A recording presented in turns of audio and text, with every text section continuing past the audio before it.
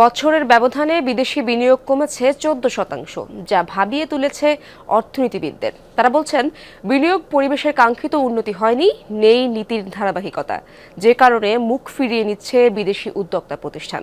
রিজার্ভের পরিমাণ কমে যাওয়া এবং মুদ্রা বিনিময়ে স্থিতিশীলতা না থাকাও বিনিয়োগ কমার কারণ বলে মনে করেন অর্থনীতিবিদরা।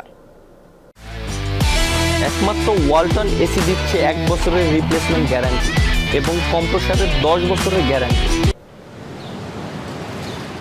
বেসরকারি বিনিয়োগে অনেকটা স্থবিরতা দেখা দিয়েছে, তৈরি হচ্ছে না নতুন কর্মসংস্থানও। এরই মধ্যে খবর এলো প্রত্যক্ষ বিদেশি বিনিয়োগ কমে যাওয়ার। বছরের ব্যবধানে বিদেশি বিনিয়োগ কমেছে 14%, $348 কোটি থেকে নেমে এসেছে $300 কোটি।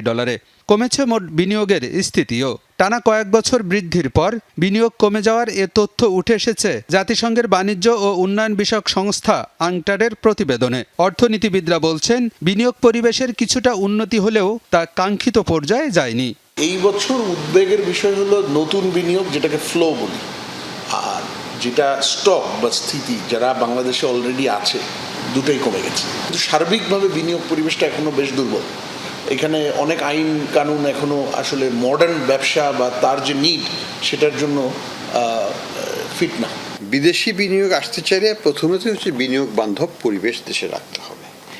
1 নম্বর হচ্ছে আমাদের দেশের বিনিয়োগ বান্ধব পরিবেশ নাই।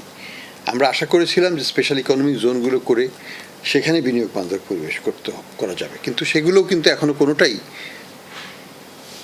বিনিয়োগ করার পর্যায়ে যায়নি।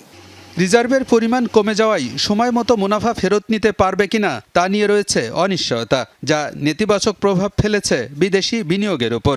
নীতির ধারাবাহিকতা না থাকাও বড় কারণ বলেও মন্তব্য করেন বিশ্লেষকরা। হঠাৎ করে ট্যাক্সের পলিসি চেঞ্জ হয়ে যাচ্ছে, হঠাৎ করে import categorisation, HS code categorisation change হয়ে দেখা যাচ্ছে পুরো প্রকল্পটা আনপ্রফিটেবল হয়ে যাচ্ছে। যেই তথ্যের ভিত্তিতে, যেই রেগুলেটরি সিচুয়েশনের ভিত্তিতে তারা প্ল্যানিংটা করেছে, ইনভেস্টমেন্ট প্ল্যানিং, সেটা উলটপালট হয়ে যাচ্ছে। এই রেগুলেটরি কনসিস্টেন্সিটাও খুব গুরুত্বপূর্ণ।